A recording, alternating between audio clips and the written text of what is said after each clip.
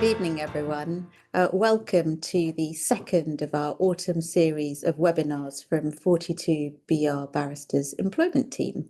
I am Safia Tharoo. I am joined by Nick Bidnell-Edwards, and today we'll be discussing the very interesting topic of whistleblowing detriments and dismissal claims, or at least we think it's interesting, Nick, don't we? And by the end of this discussion, hopefully you'll see why. Now, we've had a lot of interest in this webinar. Thank you for that. We are really grateful. So let's just give everyone a moment to join. Whilst they do that, I do want to remind you of the next webinar in this autumn series, which has the rather intriguing title, Deal or No Deal? Does the Employment Rights Bill 2024 make work pay, or is it more work for employers? That's going to be presented by 42 BR barristers Jill Crew and Jeremy Raisin. And as always, you can register for this webinar by going to our website. Now, this webinar that we are presenting today will be recorded and it will be uploaded onto our YouTube channel. There you will also find recordings of all of our previous webinars. There's a great mix of interesting topics there, so do go and take a look. If you have any questions over the course of this session, please go to the question and answer box and type your question in, and we will try and address as many questions as we can at the end of the session, time permitting. If we don't get to your question, then we will follow up with you by email. We will also send after this recording an email with the slides from today, the recording itself, and a feedback form. And we'd be really grateful if you could let us know what you think. Now, before I start, I do, of course, need to make the usual disclaimer. This webinar should not be taken as legal advice. If you do have a case of whistleblowing or anything relating to it, please do get in touch with us, either with Nick or I, or any of the excellent barristers in chambers, who I'm sure will be no doubt pleased to advise you. So, Nick, let's talk about whistleblowing. So thank you, Safia. This year there have been two related appeals in the Employment Appeal Tribunal. First, Wicked Vision and Rice, and the second was Barton Turns Developments Limited and Treadwell, which I appeared in. Both of those cases address the questions which arguably remain open concerning claims for compensation for whistleblowing after Timis and Osipov in the Court of Appeal. Okay, so let's take a step back for a moment. As we all know, if the employee can show that they have made a protected disclosure for the purposes of Section 43B of the Employment Rights Act, that is a disclosure of information which, in the reasonable belief of the person making it, is made in the public interest and tends to show one of the matters set out in Section 43B, whether that's a criminal offence, breach of legal obligation, etc., then there are two sources of protection for them in the Employment Rights Act. So first, Nick, we've got Section 47B, which is the right not to be subjected to a detriment, whether that's by an act or deliberate failure to act by the employer. And then we've got Section 103A, and that is the right not to be unfairly dismissed for making a protected disclosure. So perhaps we can start by looking at, well, what did Timis and Osipov actually decide? So in Timis and Osipov, Lord Justice Underhill held that it is possible to bring a claim against an individual for their decision to dismiss someone because of whistleblowing under Section 47B, which is the detriment claim. Lord Justice Underhill also gave obiter dicta because which was no longer relevant to the facts of the case because the employer was insolvent, to the effect that it'd also be possible to bring a claim in respect of dismissal as a detriment against the employer on the basis the employer was vicariously liable for their employee. So why was that case particularly controversial? I think it's fair to say that before Timis and Osipov, whistleblowing claims tended to divide in two. If you're claiming for dismissal, that claim would always be pursued under Section 103A of the Employment Rights Act 1996. But for anything short of dismissal, claims would be for detriments under Section 47B, ERA 1996. Interesting. So the interesting question that arises from that, though, is why that even matters, doesn't it? And I suppose it's important to highlight that when we are looking at a claim under Section 103A, which shares a great deal in common, of course, with all the unfair dismissal claims contained in Part 10 of the Employment Rights Act, there are some useful differences. So first of all, in order to pursue that claim, you need to be an employee. Where there is qualifying service, the respondent bears the burden of proving what the reason for dismissal was, of course, as in an ordinary unfair dismissal claim. But unlike ordinary unfair dismissal, there isn't a need for that 2 years qualifying service, or at least at the moment anyway.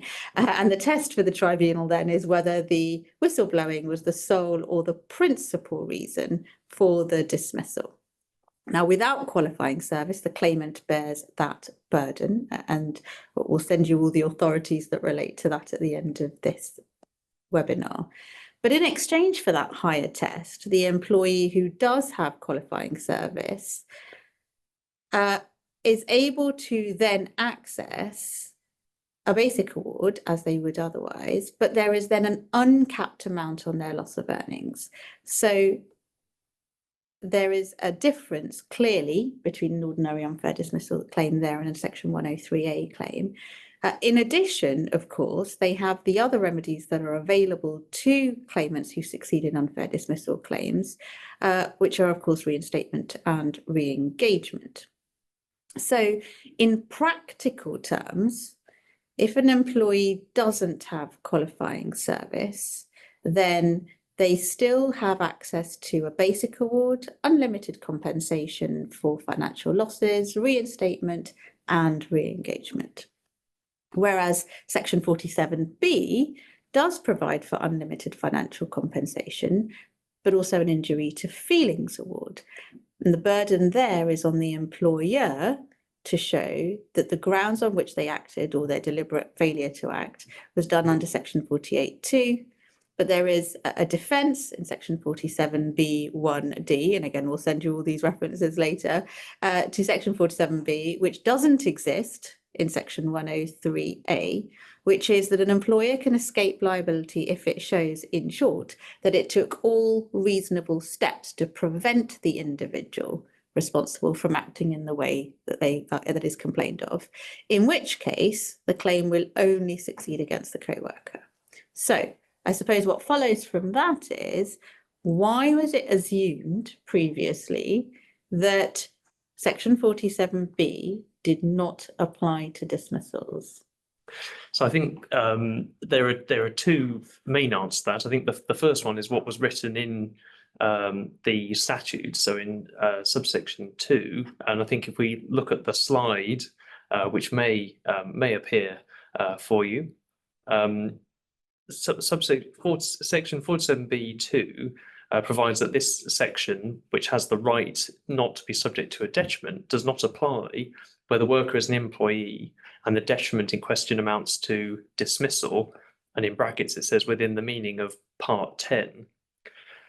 Now, there were some changes to Section 47B to introduce vicarious liability and individual liability for co-workers, and that it has a kind of a complicated history to it, but the short summary is to say that there was a case called Fessett in 2012 that identified a gap in the protection for whistleblowers, and then the ERRA 2013 was passed that added in subsection 1A. But in a nutshell, prior to the decision in Timis and Osipov, I didn't ever see anyone try to bring a claim in respect of dismissal as a detriment, and it was really only once that authority came out that anyone tried to do it. The other thing, of course, it says is within the meaning of Part 10, and Part 10 also it covers more than just our ordinary unfair dismissal. I think we'll talk about that in a bit more detail when we get to the nuts and bolts of Timis and Osipov. But on its face, subsection 2B says where the detriment in question amounts to dismissal, the section doesn't apply. So perhaps we can then go on to look at how Timis and Osipov actually got round that prohibition then on dismissals not amounting to detriments? So we may have another slide on this with this part of the judgment from Timis and Osipov, where Lord Justice Underhill held that it is open to an employee to bring a claim under section 47B 1A against an individual co-worker for subjecting them to the detriment of dismissal, i.e. for being a party to the decision to dismiss. So what Lord Justice Underhill does, he separates out the termination of the contract of employment by the employer from the activity, as it were, of the co-worker subjecting someone to the detriment that they can, because obviously only the employer can, in effect, end the employment. And then the second part of that is to bring a claim of vicarious liability for that same act against the employer under section 47B 1B. So we can probably move on from that slide. In the Court of Appeal, what Lord Justice Underhill also did was he emphasised those words in brackets. Let's take this slide off for a moment. I think we're going to come to that in just a second. So when he says the detriment in question can amount to dismissal, so long as it does not fall within the meaning of Part 10, it opened up the question, what is the significance of Part 10 within the Employment Rights Act 1996? Yes, so we know, of course, that in the Employment Rights Act 1996, Part 10 contains the sections addressing claims falling under the title of unfair dismissal. So why would Part 10 have made practitioners think that you couldn't bring a claim of dismissal? I mean, I personally think that as well as simply having the word dismissal there, Part 10 also contains section 95, where dismissal is defined very broadly. It includes the 1A definition, the contract under which the employee is employed is terminated, but also the 1C definition, which we use in constructive unfair dismissal claims. So how does Timis then overcome that? So paragraph 17 of Timis and Osipov and that surrounding part of the judgment, they discuss this idea that the parliamentary draftsman appreciated the risk of an overlap between detriment and dismissal claims. And so we get the same term used in different contexts. So, for example, in the Equality Act, a term like detriment can simply refer to dismissal. So in section 27 of the Equality Act 2010, you have victimisation claims that we're all familiar with, and a common detriment pleaded can be dismissal. So when the draftsman is approaching that section of the Employment Rights Act 1996, they have to take care that there isn't an overlap. And in effect, what Lord Justice Underhill says is that the claimant has a choice between either Part 5, which contains 47B, a detriment claim, or Part 10. And it essentially says that is what is being approached, is that distinction. So essentially then they have a choice of the different compensatory regimes available to them as well. Yes, that's one way of reading the judgment. I think part of the controversy, the two EAT judgments we're going to come to, they interpret what Lord Justice Underhill says in two different ways. Okay, so let's look then at what the words amounts to really meant, according to Lord Justice Underhill in Osipov. So let's put that slide up now. And we can see on that slide. Yes, so when he's interpreting 47B subsection 2 amounts to a dismissal for the purpose of Part 10, it's unclear which of these three could be meant, and these are three suggested meanings.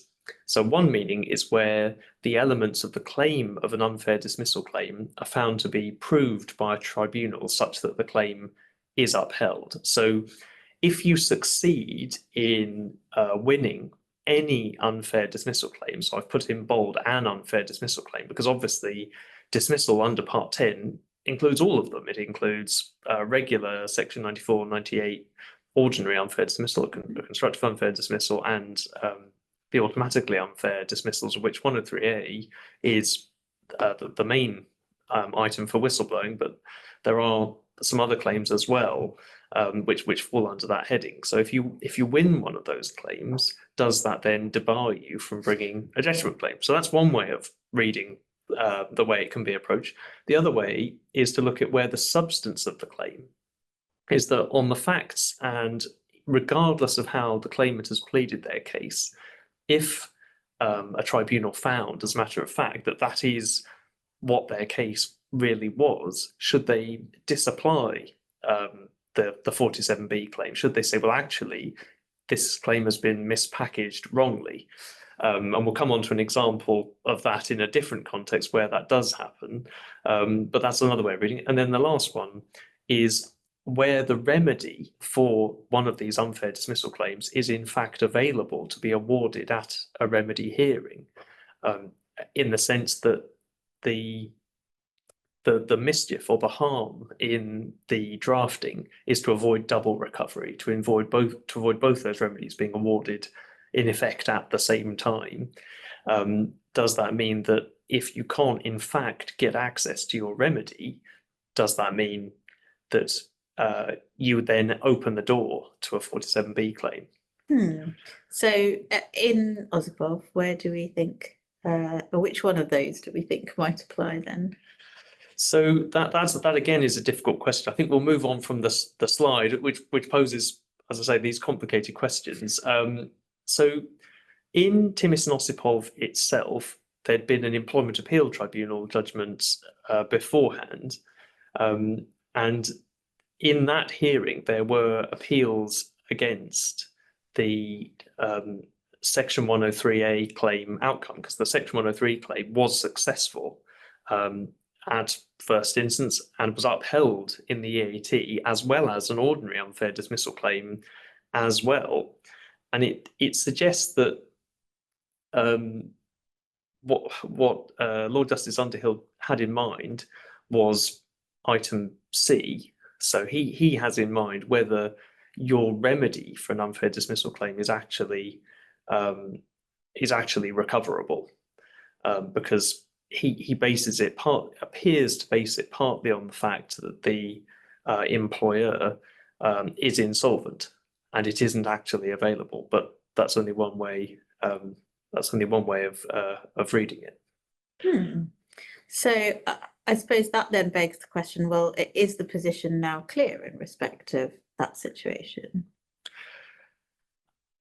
I think that that no is a short answer to that. I think Lord Justice Underhill, earlier in the judgment, he suggests the possibility of bringing a claim, which was option B, that we identified under S103A, might be enough to preclude a claim under Section 47B, and that's ICR paragraph 73. He reasons, he says, in any event, these anomalies, intentional or not, are only of significance for our purposes if they suggest that there was a positive statutory intention that no claim could be advanced under Section 47B, where the detriment took the form of dismissal, even if it could not be advanced under Section 103A. I do not believe that they do. So that is not an easy sentence to unpick. Well, I was about to ask you, I'm not sure I fully understood that. What do you think he's actually trying to say? So what Lord Justice Underhill does is an unfortunate use of many negatives. So if we take out some of the negative words, what he is saying is it is possible for a claim to be advanced under Section 47B, where the detriment takes the form of dismissal, provided it could not also be advanced under Section 103A. So that's why option B was interesting. It was about this idea of possibility. If you could bring a claim under 103A, then you shouldn't be advancing it under 47B.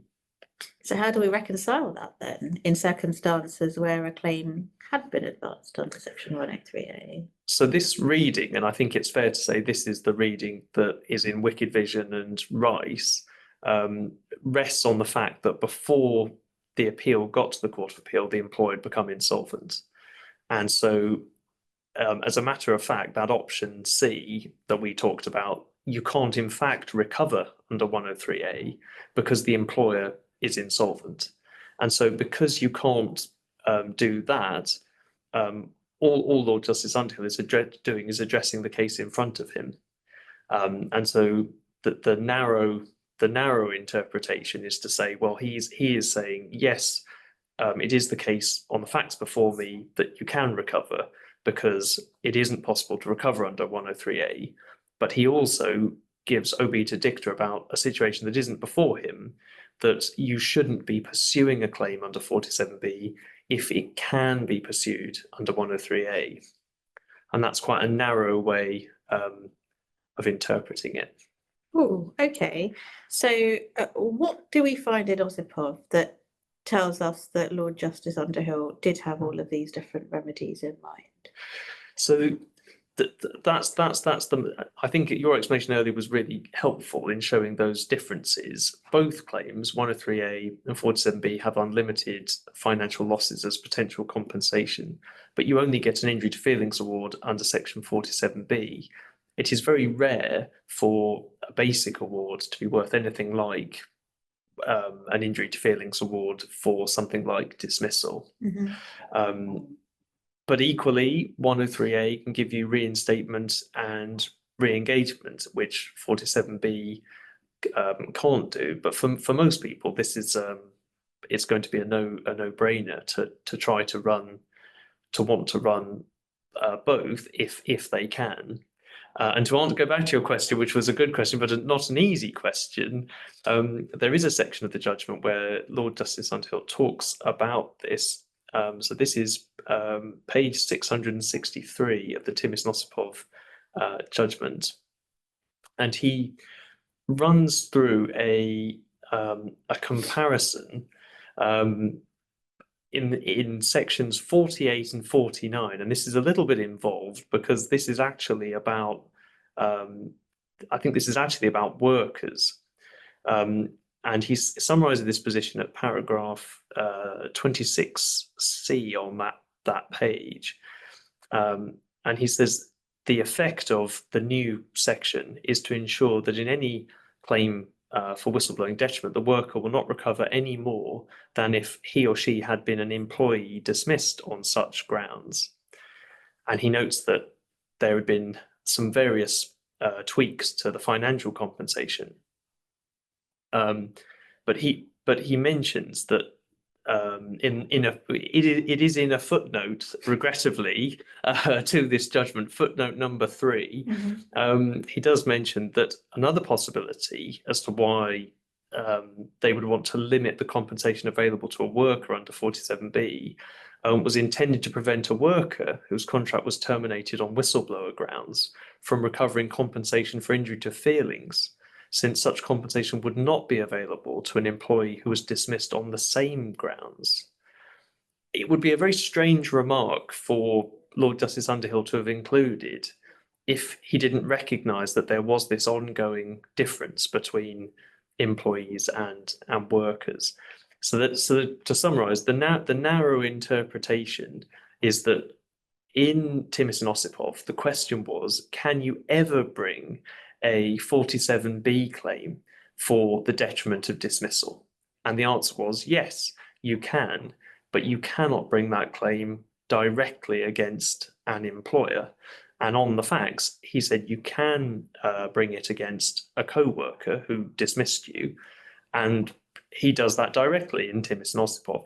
That is exactly what that claim is about. But throughout the judgment, he notes examples where the 103 claim isn't available, and he addresses this idea, surely the draftsman wouldn't have wanted there never to be a 47B claim, even where you can't bring a claim under Part 10.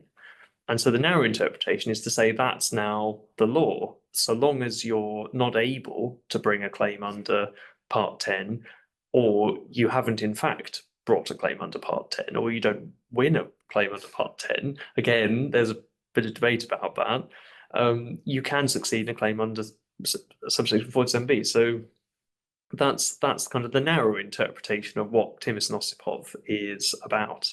Okay, so if there's a narrow interpretation, there's obviously got to be a broader interpretation too. Perhaps you can take us through that. So the broader interpretation is altogether more radical, and it's that vicarious liability under a Section 47B claim for dismissal as a detriment done by a worker for which the employer is liable is simply not a claim under Part 10. So let's break that down. So you can bring a 47B claim against a co-worker, and you can also say, and my employer is liable for that. And that vicarious liability claim dodges being a claim under Part 10 and isn't caught by the exclusion. And it doesn't matter what else has been pleaded or could have been pleaded, you will always have your 47B claim. And so that's a very broad approach to the to the interpretation, which says that something that was really about co-worker liability has created for the first time a dismissal claim which could succeed potentially alongside an unfair dismissal claim, which would then give you an injury to feelings award. But we do see things like that in just obviously in direct discrimination and in Equality Act claims generally. Yes. So what are the arguments against that position then? So in the judgment, Lord Justice Underhill collapses the distinction between the act of the dismissal and the dismissal itself on the facts. What had been pleaded, this is paragraph 58 of Osipov, what had been pleaded as an instruction or a recommendation that the claimant be dismissed rather than as the dismissal itself. He said that was a distinction without a difference. So essentially what he is saying there is that when you've got an instruction to dismiss someone or words to that effect, it will still amount in substance to a dismissal. And so a tribunal should be ready to see through that in effect. So that's one thing that suggests he has in mind quite a broad interpretation. And on the facts, he doesn't in fact address a case where compensation under Part 10 is actually possible because of the employer's insolvency. So it isn't the ratio of Timis and Osipov. But the other thing to say is that subsection 47B2 more or less becomes a dead letter in the employment tribunal. It suddenly has very little effect because it's avoiding a kind of dismissal which won't always be that attractive, actually. A 47B claim is much easier to win because of the lower burden of proof provisions you rightly mentioned.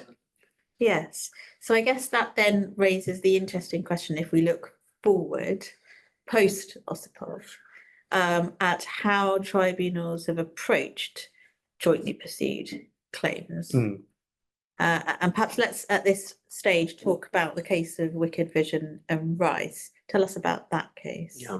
So Mr. Justice Bourne reversed the decision of an employment tribunal at a preliminary hearing to grant an amendment to add a claim under Section 47B to a pre-existing claim under Section 103A 1996 on the basis that to do so would involve a potential artificiality.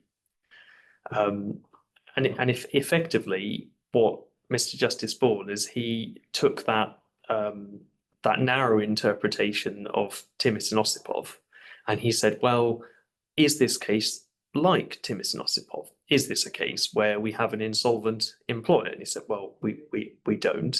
But he also had a look at the defence, and he said, is it a case where there is any real clear distinction between the acts of the company and the co-worker? And said, well, there isn't. So in reality, the claim under 103A, where there was a solvent employer, would be the remedy.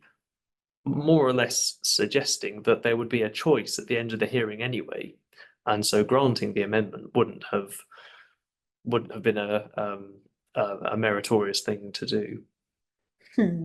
So following Wicked Vision's or the decision in Wicked Vision and Rice in the EAT, has that been followed thereafter?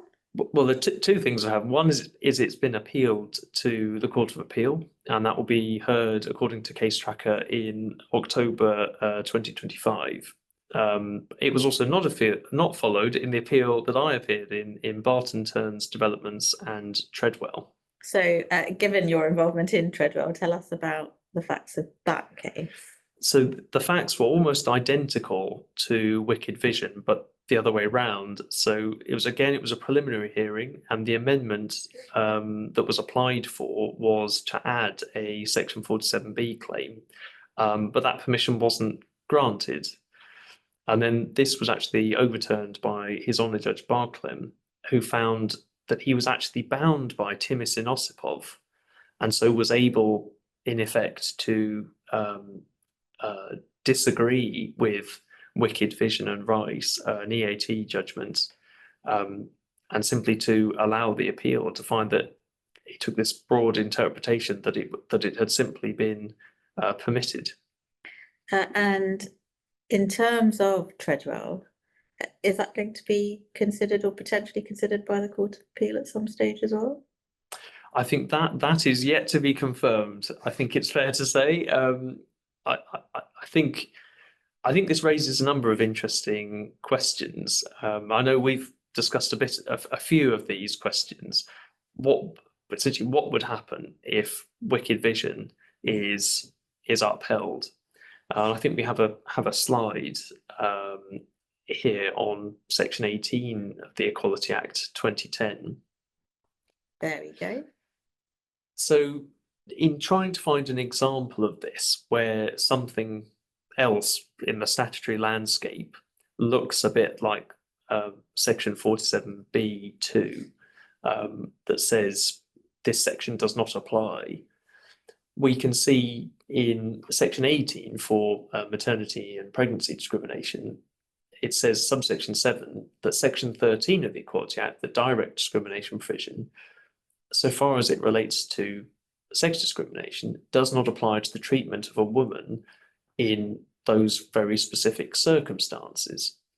The desire of Parliament in doing that was to ensure that women who were bringing complaints of discrimination had access to the right route. And in a way, Section 18 is about what is done at certain times, obviously for certain reasons, but it doesn't require the comparator approach in the same way as a Section 13 claim does.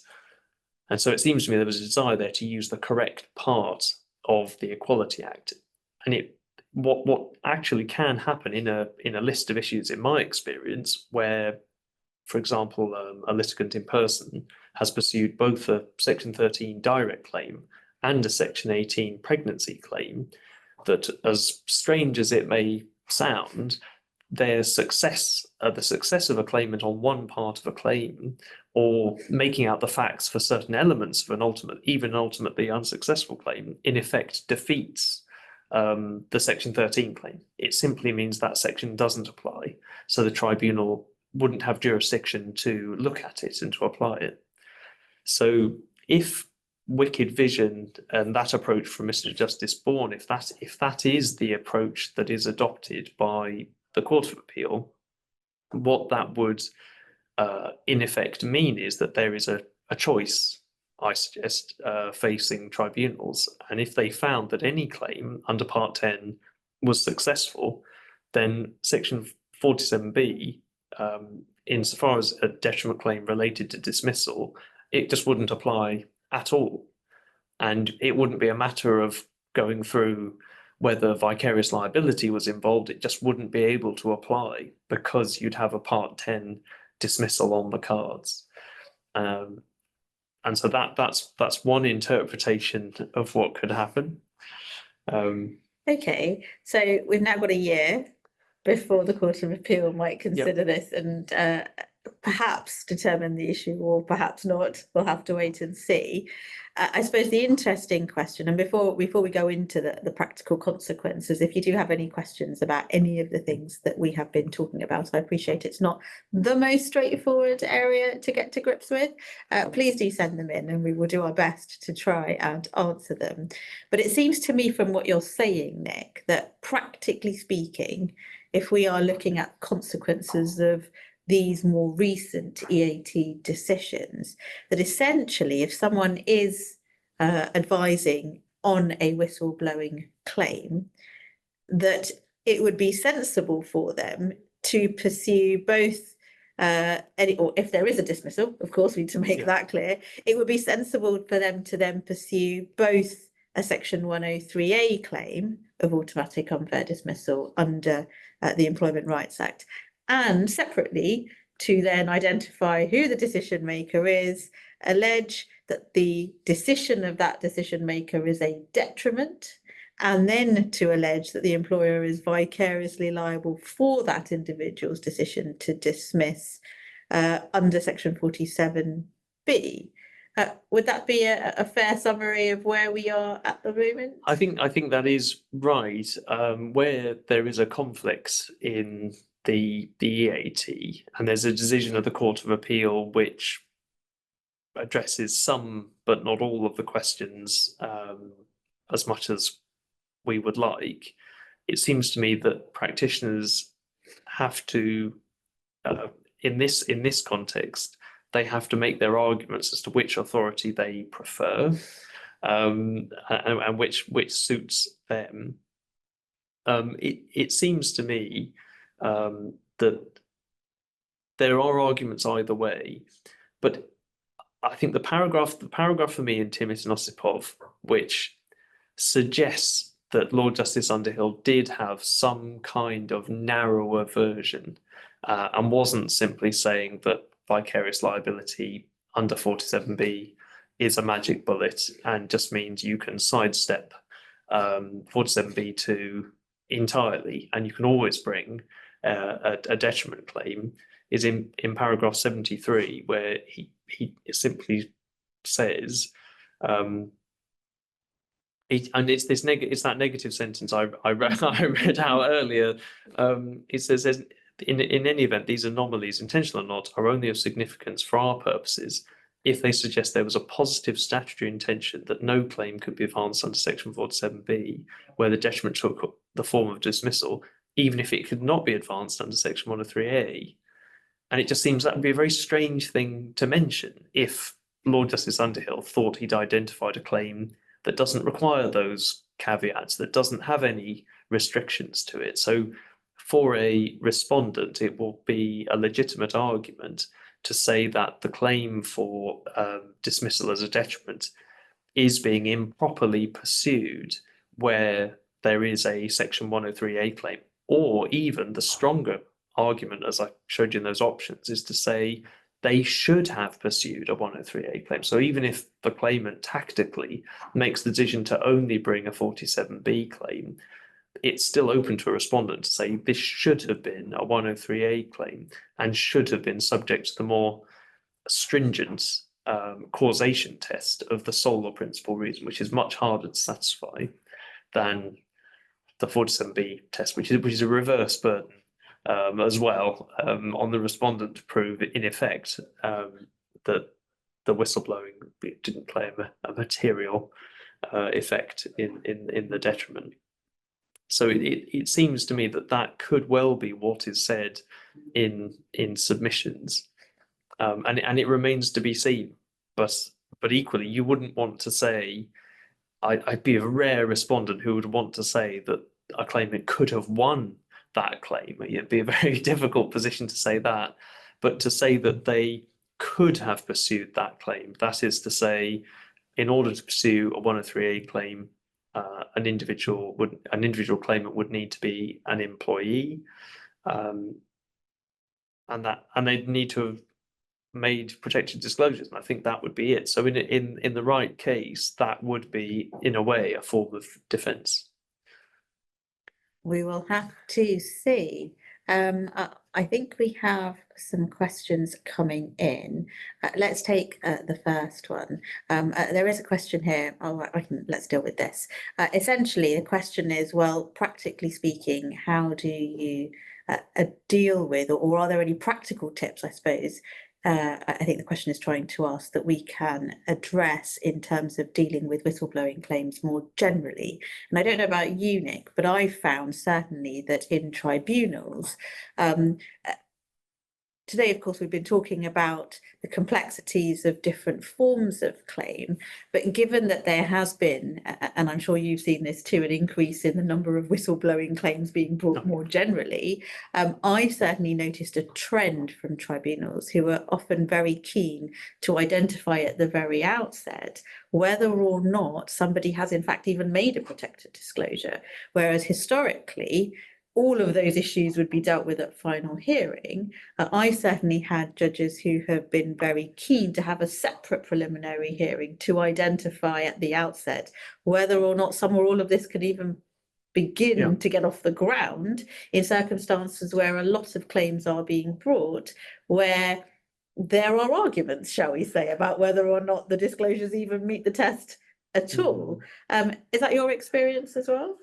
I've seen, I think I've only seen kind of one issue that was able to be separated in the way that you're describing, and I thought it was quite a bold move, but it would have saved a lot of time, and it was a more historical matter involving a number of individuals. So they, on that occasion, one judge was willing to sort of hive off one particular topic. I think the challenge, I think, is about individuals in pleadings, whether you're a claimant or a respondent. It's about understanding who is said to have been motivated by a disclosure. Because often the claimant will say, I have sent in 17 disclosures to a whistleblowing hotline or whatever it is, or to a manager, or to generic HR address. But then to say, well, who is influenced by this? Are you really saying that your manager, because of something that was said 4 years ago, has decided to not give the promotion, and so on and so on? And what is the evidential basis for that? So pinning that down is a real challenge. And I think respondents should be confident to press claimants for that information. But equally, having conferences with claimants, it's important to ask the claimant and to say, do you really believe this? Because if they don't really believe it, or if they don't have any evidence that anyone even knew of the disclosures, it's far better to get those problems out in the open early before embarking on a long and complex set of claims. And I think that's all the more complex when there are multiple disclosures relied upon. Yeah, yes. And I think for respondents dealing with a disclosure, context is everything. And the more information that can be provided by an employer to say, what is the information? What does this mean to the people who received it? What does it mean to the organization? Even if it seems blindingly obvious what the information meant, it should never be taken for granted, because that's often the best way to mount a really good defence. Absolutely. Let's take another question. Perhaps I can ask you this one. If a claim is brought under section 47B, which is found to be proven, does that then imply that section 103A is automatically proven if somebody has brought both claims? So that's a good question. The short answer to that is no. You can be dismissed for a range of reasons. And if the whistleblowing is not the sole or principal reason, if it's not number one on the list of the many reasons that a person is dismissed, then that automatically unfair dismissal claim will fail. In practical terms, it seems to me that the judge often has in mind that whistleblowing needs to be an explanation, a motivating explanation. And that's what they mean by being number one on the list. It needs to be really responsible for dismissal, because if you didn't have any qualifying service, if you'd only been working somewhere for a month and you made a disclosure at the beginning of the month and then you were dismissed, you'd still have that same right to potentially unlimited financial losses, provided you could establish causation. So it's potentially a very heavy remedy, and it seems to me it's restricted by the higher causation test, because it also has reinstatement and re-engagement. So those are the remedies in particular that are particularly severe. It's the only example in the employment context of in effect compelled performance, making people who don't want to work together. Again, the remedy of specific performance doesn't generally exist in tribunals, as we know. So yeah, it has a very different causation test to 47B, and it's much easier to win a Section 47B claim. So I suppose that then takes us back to that thought process that currently, when the law is perhaps, we could say, in a state of somewhat flux, for somebody advising a claimant to look carefully at what the evidence is in relation to that claim, and decide whether or not actually there is a benefit in taking both routes or not, but also looking at those different evidential tests and considering what they might think actually will potentially be the finding of the tribunal in relation to those particular circumstances. Definitely. I think for a claimant, one of the other kind of practical challenges that they might have is there are other ways to get a 47B claim to cover dismissal without it being about the dismissal. So, for example, if someone lied at an earlier stage in a report to set someone up, that in itself, that detriment can be causative of the losses, their particular losses. And I've done a whistleblowing case in the not too distant past, when someone, for perfectly legitimate reasons, was on their notice period as part of a redundancy. They didn't challenge the redundancy, but then they were subject to rushed disciplinary proceedings during that time because of whistleblowing. And so the remedy didn't cover the effects of an immediate dismissal, but it did cover those wider effects. So 47B, with or without Wicked Vision, with or without Timis and Osipov, is still a very, very effective remedy. And yeah, it can be used creatively, but knowing who the decision makers are, at least in the mind of a claimant, is vital for everyone. Absolutely. I think we have come towards the end of our session. That's right. Thank you very much, Nick. That was very interesting. Hopefully you found that interesting as well. It's clear from everything that you've heard that this is not a straightforward area. We do accept that. We've tried to make it accessible, to explain where we are currently, particularly with as we've said, the law perhaps not being as explicitly clear as we would all like it to be, although let's see what the Court of Appeal decide next October. But if you do have any questions about this area, whether that's now or in the future, you're very welcome to get in touch, and we'll of course do our best to try and advise you. Let me just remind you all that the recording of this session will be uploaded onto the Chamber's YouTube channel. Those of you who registered for the event will receive a link to that recording, as well as the slides that we've used today. And in addition to that, we will also send out a note with the various cases we've been referring to and their references, so you have those as well. And there will also be sending out a feedback form in relation to today's session. So please let us know how you found it, and if there are any other topics, for example, that you're interested in us covering, whether it's in this series or in a future series. And very finally, let me just remind you of the next session in this series. I mentioned it at the beginning of today's webinar.